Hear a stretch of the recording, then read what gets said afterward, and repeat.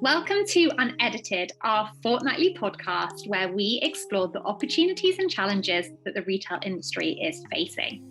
So, from fashion, beauty, and homeware, I'll be chatting to leading experts in the industry to shed light on how retailers can create a brighter future. So, as we've all heard many times, 2020 really was the year of loungewear, as the category shaped how we were dressing during the pandemic. In the edited platform, we tracked an 855% increase in searches for loungewear. And with the continuation of remote working, this boom isn't ending anytime soon. Statista has already estimated that in 2021, the global loungewear market will generate $37.7 billion in retail sales, a 27% increase from 2016. While dresses have been overlooked by many, retailers stocking the house dress have seen great success. Spanning loungewear and sleepwear, the house dress is an alternative to loungewear that elevates comfort dressing. It's also the inspiring style behind the dress of 2020.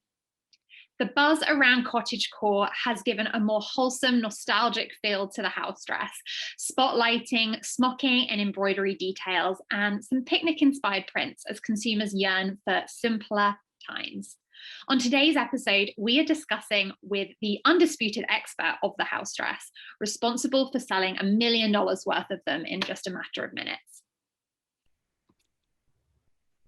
So on today's podcast, we have Nell Diamond, founder and CEO of Hill House Home. Welcome to Unedited, Nell. We're so excited to have you. I've been following you on Instagram, and congratulations on having the most adorable twins. Oh, thank you. But how are you, and how's life with them in New York? It's good. It's good. The twins are 5 months old today, so they're feeling a bit more like humans with their own personalities, which has been nice. But yeah, it's been such an interesting year because most of my friends, I got pregnant I found out I was pregnant about a week before New York City shut down with the lockdown. So none of my friends have met my babies. They're like, they kind of don't even know a world exists outside of the home. So I'm excited that hopefully this summer they'll be able to meet people and go outside a bit more. It's so funny, isn't it? I've got two of my closest friends had their babies just as the world locked down, and just to think like the babies haven't met like a huge amount of people and had kind of that socialization that they would typically have and thrown from person to person in their first year, and everyone's excited to meet them. But could you kind of firstly tell all of our listeners a little bit about your journey in founding Hill House Home? Yeah, absolutely. So I founded Hill House Home in 2016. I started off as my career started in finance. So right after graduating from university, I worked at a bank on a trading desk in sales and trading. And while I was there, I absolutely loved the experience, had an amazing team and amazing boss. But I kind of had this obsession with what was going on retail universe. And I've always really had this fixation on consumer brands and brand storytelling. And I really credit it to growing up in London. I spent all of my life in London until university almost. And I used to be obsessed with watching these kind of iconic brands tell their stories. So Topshop was a huge favorite of mine. I used to make a religious pilgrimage every Saturday to the Topshop in Oxford Circus, and just, watching their collaborations with Kate Moss and all of these amazing products that they came out with was really formative to me. And then I also would watch these brands come from the US to the UK and tell their own stories. So I worked at the first Abercrombie and Fitch store in London, opened on Savile Row, and I had a very short stint as in retail there. Loved that experience too. Abercrombie was the height of America for me as somebody who was American but didn't live in America. So that was a really cool experience, and I think I've never really lost that this obsession with who brands are, what they stand for, and brands that make great products. So while I was in finance, I kind of was watching this next wave of consumer brands come about, really focused on kind of direct to consumer selling. And I kept thinking about the fact that there wasn't a kind of option in the home space that really felt focused on kind of product storytelling and aesthetic. So, I've always been a homebody, and I love figuring out how to create kind of a space in my home that feels like me and feels like my personality, the same fashion does. And so I wanted to create a brand where people could kind of take these everyday moments, brushing your teeth, making your bed, taking a shower, and make them feel celebratory.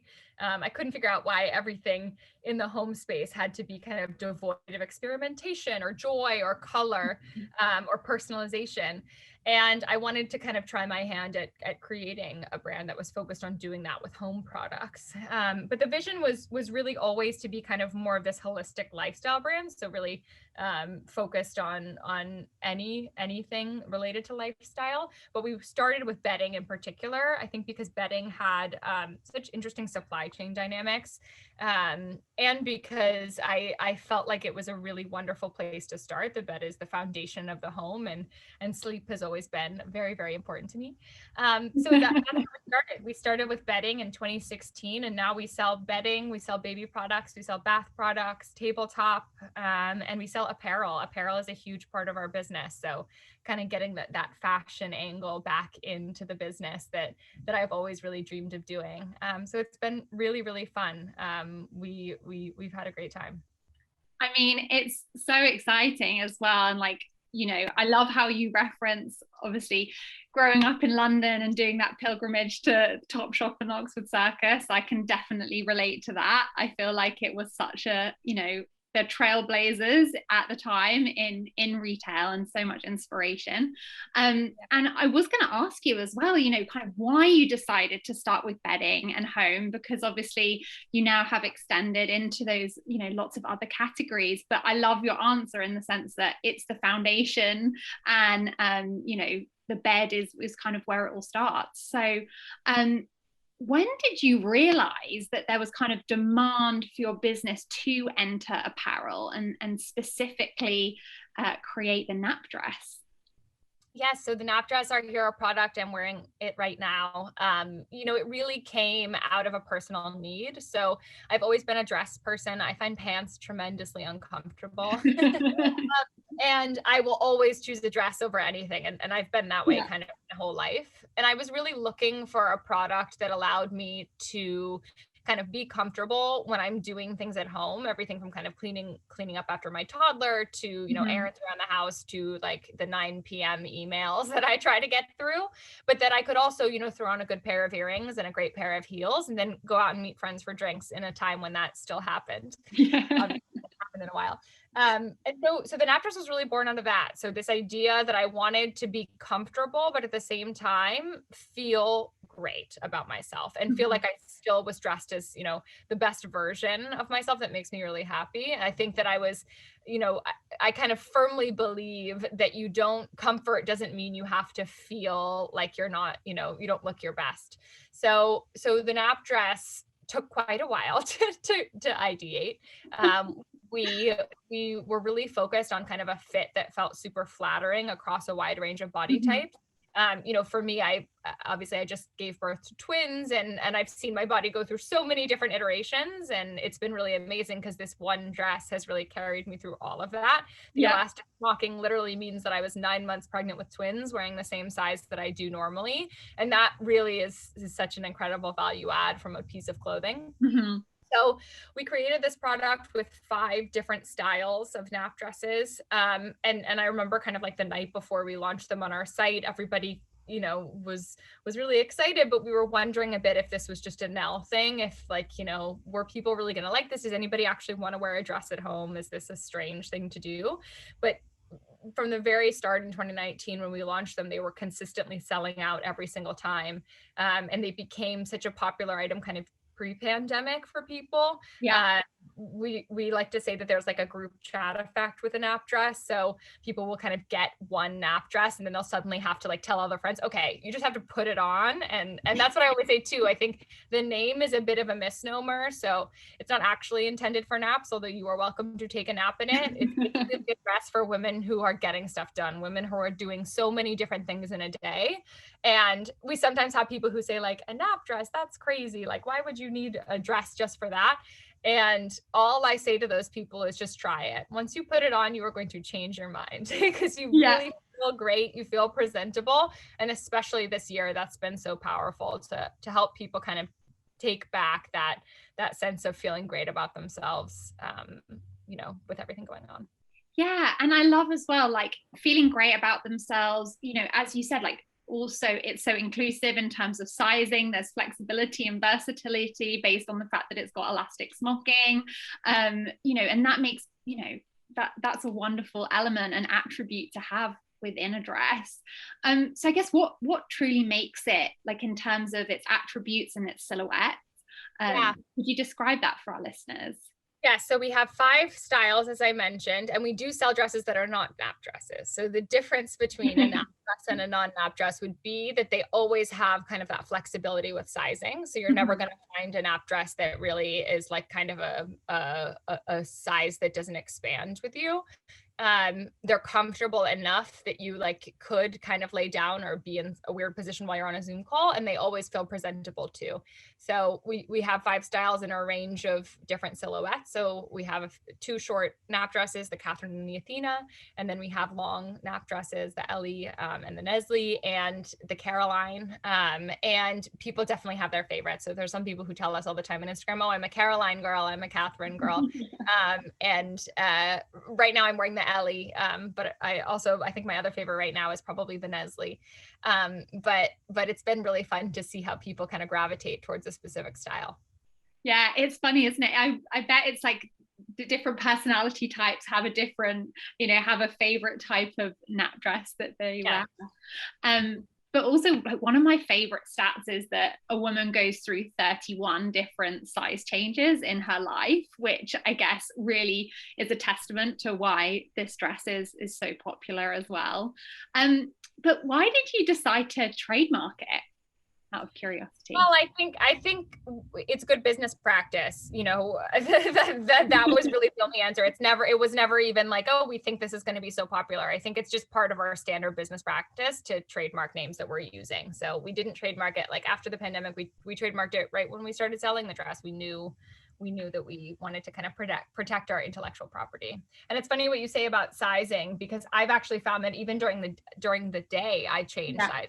So like if I eat a specific thing for lunch, I'm going to be a bigger size. And rather than, oh, don't eat that for lunch, I'd so much rather just say to myself, well, actually, why shouldn't you have clothing that still makes you feel amazing, but that allows you to eat whatever it is you would like to eat for lunch and be really happy about it. Exactly. Like there's nothing worse, is there, than putting on an outfit in the morning when you're feeling like great and not bloated. And then you'll have like, you'll snack through the day or have something for lunch. And you're like, oh God, this outfit does not look. I know. I mean, I've sat at my desk like so many times and literally just sat there with my dress unzipped in the back while I'm typing away. So it's been amazing to have a dress that kind of works with me, but not sacrificing style, because I think that's really the key. You shouldn't have to sacrifice style for that. Yeah, like you look fantastic as well and put together without, having to sacrifice that style and that comfort. So obviously the success of the nap dress, the house dress, has obviously been linked to a rise in the subculture of cottagecore. Could you kind of explain to our listeners what cottagecore is and the impact that it's had on the success of this silhouette? Yeah, I don't know how well I'm going to do at describing this, but I've loved to see the rise of cottagecore. I mean, I think it's really this like kind of old school aesthetic. It feels very like prairie, like Little House on the Prairie to me. But then also there's the British cottagecore, which is very much like a literal cottage in the Cotswolds vibe. Like you're kind of imagining all the goats and cows and on like you have to wear wellies with the dress. So that's been, I think that's been really fun to see, especially because our inspiration for this dress really probably is a little bit more like pre-Raphaelite. Like I always say, it's designed, my aesthetic is closely described as Victorian ghost. Like I look like the ghost in your attic that's like just patrolling through while you're sleeping. Our inspiration probably comes a little bit more from that than from like a cottage aesthetic, but I think it works. And I think the thing that I tell people about this product is you really get to make it your own. I see, it's so funny. I've been obviously working from home the whole pandemic, and right now I'm sitting at my desk, which is literally my windowsill in my bedroom. And so from the windowsill, I can see a street. I can see a New York City street. And I have seen people from my window desk wearing the nap dress, and I like scream, I throw my computer, I like stop the call. I'm like, I can't believe I'm seeing this on the street. But it's been amazing too, because I see how different you can style this product. So I see girls wear this with, amazing like Superga sneakers, or I see them wear it with like huge heels, or I see them wear it with like cowboy boots or Doc Martens, and everybody makes it their own. And so I think that's been really cool to see with Cottagecore, with every aesthetic that's kind of out there right now. What I really want people to do is to take our products and make them their own. And I believe these dresses can be worn a million different ways. And I also believe that about our home products, take our bedding as a foundation to build a home that feels like you, because that's the most empowering thing. When I wake up and I feel like me, and my clothes bring me joy, even if everybody else thinks they're crazy, which sometimes happens, that's all that matters. So it's been cool to see. I think Cottagecore is a good example of people really taking the aesthetic thing and running with what makes them happy. Yeah, absolutely. I feel like I've been living my best like cottagecore life on the Isle of Wight at my parents, like getting back to, the basics and living out in the countryside. I just needed a nap dress to go with it. But yeah, no, I feel like it's so interesting as well when you say like you've seen people with Superga trainers wear it, or with the cowboy boots. It's so true. Like on Instagram, it is, from a styling perspective, extremely versatile, and so interesting how people can put their personality or their own perspective on it. But I guess so many of our customers, and also just generally in retail, have struggled with their dresses businesses in 2020, obviously with a lot of consumers favoring sweatpants and leggings, as they're obviously working from home, as we've all had to do. Why do you think your business bucked that trend and thrived in these circumstances? I know your sales grew triple digits in 2020, which is extremely exciting. Well, so I mean, I think we've been so grateful for the growth this year, and for our incredible customers who've really, supported us through such a crazy year. And I think that one of the pieces of feedback that we've been getting is that, the focus on practicality makes a difference here. So, our dresses are machine washable. People are not going to the dry cleaners right now. Our dresses are flexible. As I mentioned, they do fit across a range of body types, including a range of your own body sizes. So I think, those two factors have really contributed to the success of this product, because, there's only life actually throws things at you, and at the end of the day, if it's a choice between kind of taking something to the dry cleaner or washing it in your own machine, I think that really matters. It's so true, isn't it? I bought a dress from a cult brand on Net-a-Porter, and then it arrived and it was dry clean only, and I was like, this is so frustrating. It's just not as easy to wear, and you don't like, I guess the value for money perspective is also difficult, because you've got that added cost baked into your product. Yeah. And I think there's still plenty of room for dry clean only dresses, right? But I think that that's just a different use case. Those or maybe like your special occasion things that you don't kind of wear every day. This product is designed to be worn every day. These are my jeans. The way some people wear jeans, I wear the nap dress. And so I think that we had to take that into consideration. And often with dresses, that gets left behind. People assume dresses are going to be for those special occasions only. And that's not what this is. This is your everyday dress that still makes you feel great. Totally. And I guess obviously it's been reported that you sold over $1 million worth of nap dresses in such a short pace of time. I think it was 12 minutes. That must have been extremely exciting for you, but how did you manage such a sudden increase in demand, and kind of how did you have to adapt your supply chain to respond to that? Well, I think the key is that we didn't manage it alone. We have amazing partners at all ends of the supply chain. So, we were so grateful for the support people have shown the company, and the nap dress. But it's not just the Hill House team, right? So I think our international suppliers, our domestic suppliers, our warehouse, everybody played such an important role in this. And it is so down to the last detail. It's all really been managed so beautifully by our amazing team. I think at the beginning of 2020, we kind of could see the pace picking up with nap dresses. So we did have, these frank conversations with our suppliers and say, here's what we're seeing. And the way that Lauren on our product team describes it is we really hold hands. We hold hands with our suppliers and, we keep them in the loop. We let them know what we're doing from a marketing perspective. We let them know what we're hearing from customers. And I think that we've been able to develop really great relationships with our suppliers because it's that two-way conversation.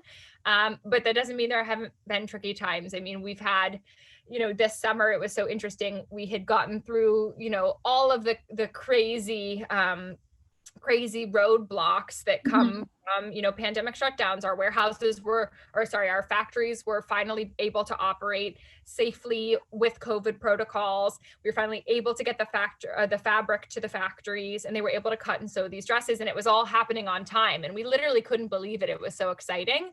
And then we thought we had crossed off everything that could possibly be a worry. Yeah. And then the product was on a flight, got to JFK, and then it took 7 days for it to get to our warehouse. It normally takes just a couple hours because there was no, JFK did not have the ability to have any employees to unload the planes on the tarmac because of COVID protocols. So there was literally not enough people to unload the plane. So we were literally sitting there thinking, oh my gosh, this was something we just never could have predicted, that the staffing meant that, nobody was there to unpack these cargo planes.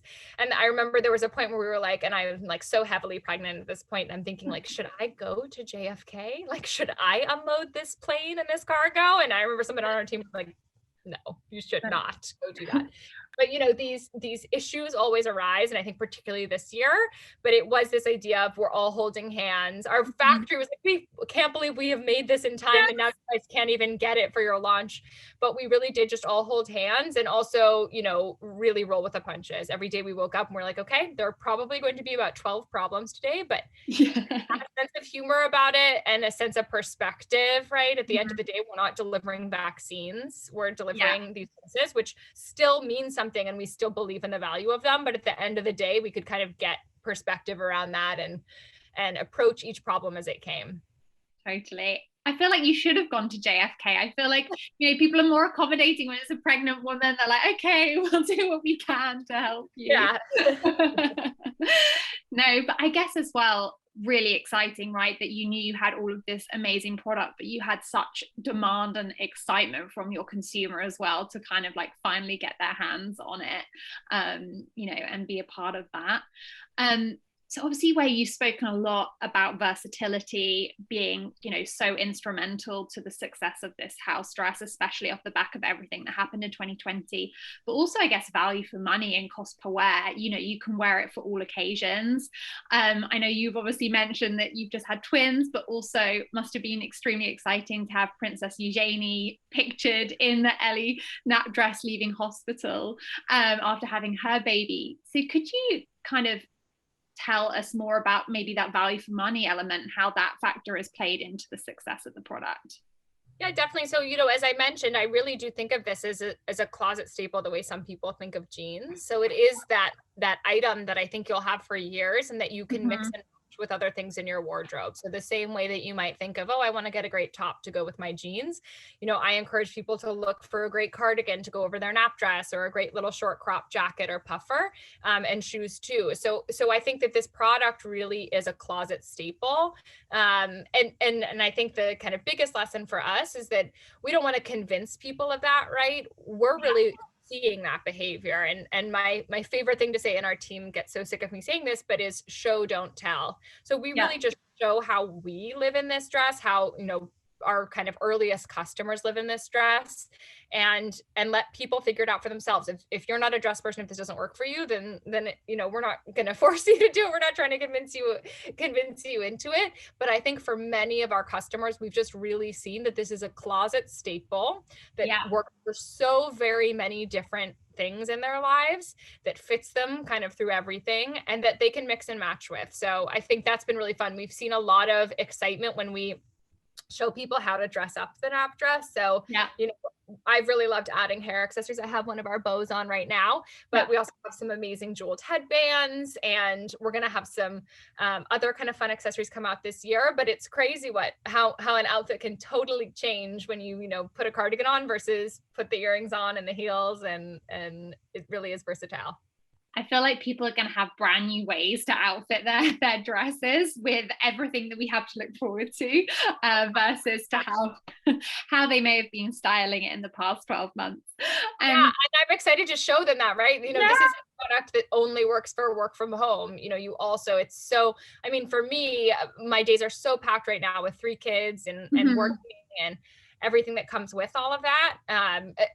To me, the fact that I could be on a call like this in my Ellie nap dress, and then when lockdown's over, literally throw on a great pair of wedges and go meet a friend right on, 7th Avenue for for a quick drink. That's just amazing.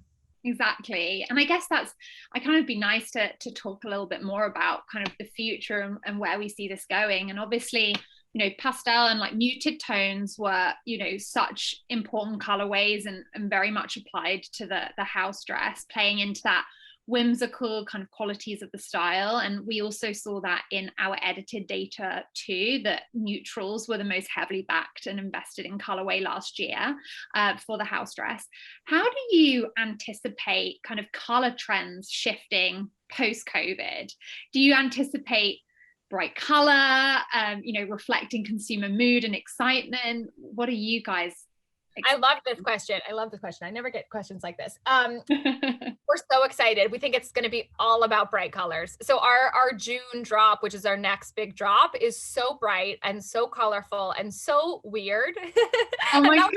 To us, we just want people to really feel celebratory. We want people to really get so excited by what they're putting on and the way it makes them feel. So our biggest pattern this summer has mermaids and seashells and all of this crazy stuff all over it. And then we actually will have some other verticals launching that are very sparkly, and it's all just really fun. So I think our summer drop is really, really bright colors. And then for fall, it feels very rich and textured. So we have some velvet, some brocades, some kind of a lot of burgundy, which I really have always loved burgundy. Yeah. We're excited. Yeah, I think we were joking. It's like people are kind of leaving the prairie and going to the club. That's what we're doing.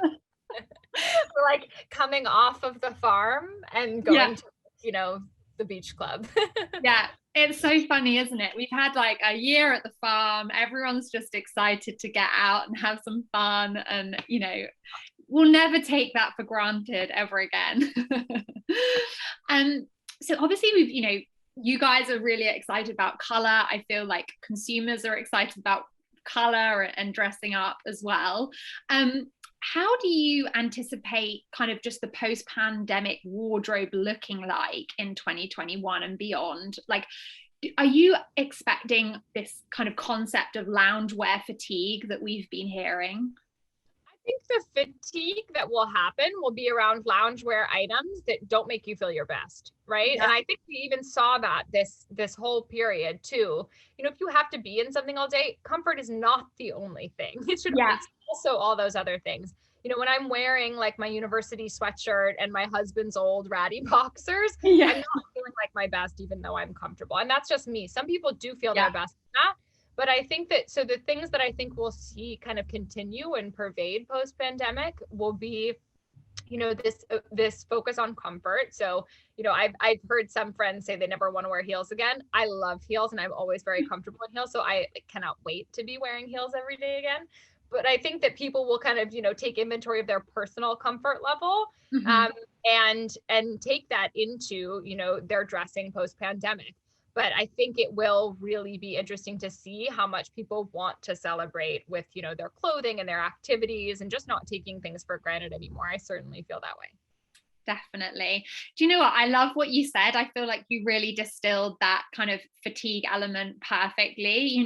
It's, things that just don't make you feel great in them, like we've had, like everyone just wants to kind of just feel good about themselves and make the most of the opportunities of being outside, and why can't you feel good and look good at the same time?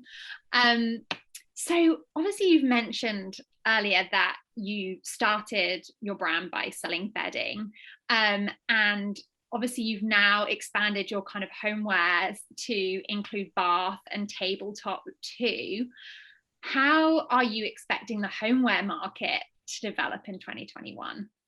Yeah, it's been really interesting because of course the nap dress has been our hero product and has really contributed a lot to our growth this year. But at the same time, we've seen double-digit growth in all of our home categories too, and I think that's been really fun. So Mhm.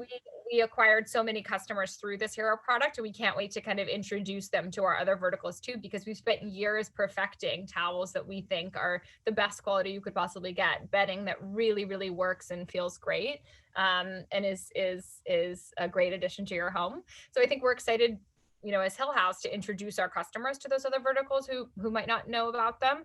And then homeware in general, I think that, you know, I think the kind of focus on entertaining at home will be Mhm. huge in the next kind of year or two. Again, people wanting to celebrate these everyday moments and not take things for granted. I mean, I can't imagine that I ever said no to like having a couple friends over for a drink before.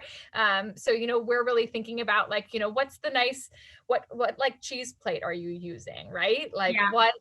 what bucket are you using to put your wine in? Do you have a picnic blanket that you're using if you go out and meet friends at the park? We're really thinking about that because I think that so many people are feeling like they don't want to take for granted those opportunities to be social with their loved ones and their friends and their family. Yeah, I feel like we've had like a year of nesting, and it's like people getting excited and, you know, wanting to share their home now after they've had all this like lovely time to kind of, yeah, I guess spend time in it and think about what changes they want to make to that environment.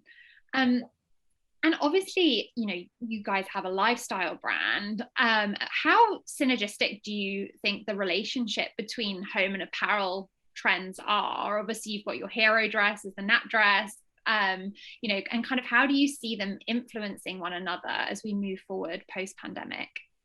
I think the one thing that I would like, you know, I love to encourage my friends to do is to Mhm. really take some of their personal aesthetic when it comes to fashion and apply it to their home. And I think that's something that's been difficult to do in the Mhm. past, but I think that it's incredibly powerful to feel like the space that you kind of have your most intimate moments in, and particularly Mhm. your bedroom, feels amazing to you and that you look at it and it feels really great. So Yeah.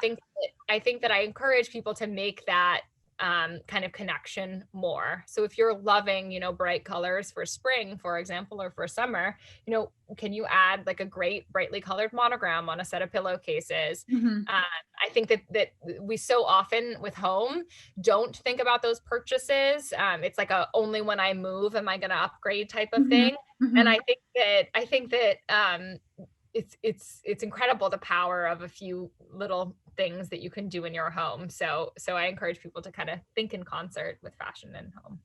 Definitely. You spend so much time there, right? And you look at it and you appreciate it. I've just recently renovated my apartment, and it's just so like you get so much joy of even just like the littlest things, and like where it's in your environment and you know, you see it, it really makes a difference.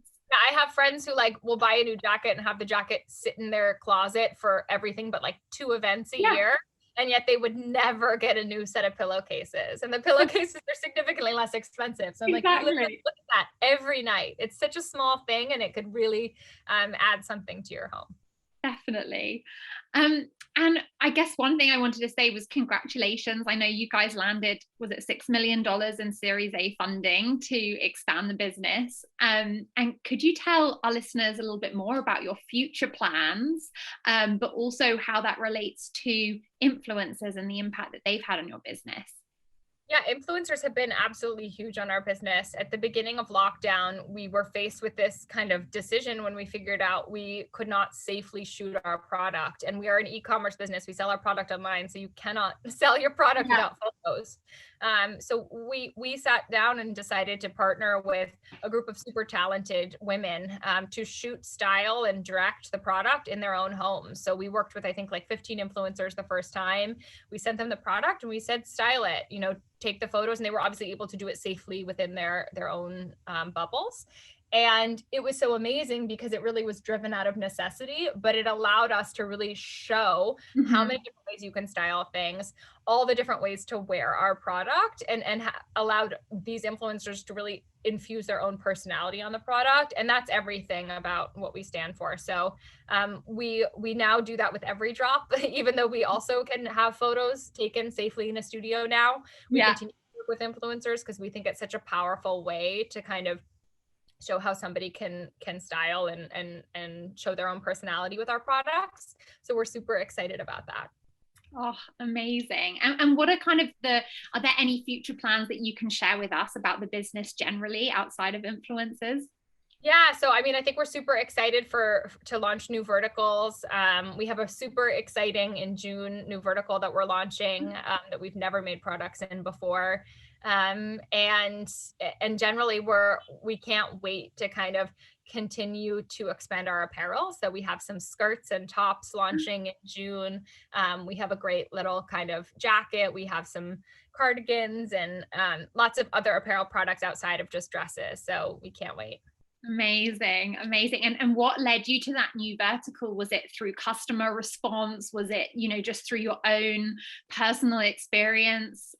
So it really came out of this idea. Well, first of all, thinking about what the summer can and could be, and wanting to celebrate, but also it came out of the need to, or the desire to dress up your nap dresses. So it's a vertical that allows people to take something from Zoom to dinner.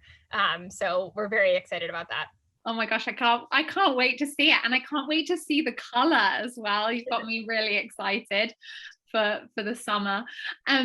But now one thing we always ask any of our guests is to kind of share, like, what is the one thing that you would love our listeners to take away from this episode? Ooh. I think the one thing I would love people to take away is that you don't have to sacrifice comfort and style. You can have both of those things. And I think that applies to everything in life, not to settle. And I think it even applies to kind of relationships. So I think this year has taught us everything. It's that, get rid of the friends that aren't giving you what you need, get rid of the products that are not giving you what you need, demand more, because life is so short, and you really, really have to take advantage of kind of every day. No, I mean, those are very wise words and things that I should definitely be living by myself as well. But Nell, thank you so much. Really, really appreciate you coming and speaking to us today. That was fantastic. As a listener of ours, we are here to support you throughout 2021. If you're a customer of Edited, please contact your dedicated account manager and retail strategist, and they'll do everything they can to support you. For all of our listeners, please ensure you're subscribed to our insider briefing. You can sign up at edited.com, where we'll be keeping you all updated on the latest news and strategies. If you've enjoyed today's conversation with Nell, please make sure you subscribe to keep in the loop with future episodes. And we would love it if you could tell your friends and family about us. And if you have any further questions, please don't hesitate to get in contact with us at unEDITED@edited.com or tweet us at edited_HQ. Goodbye. Thanks.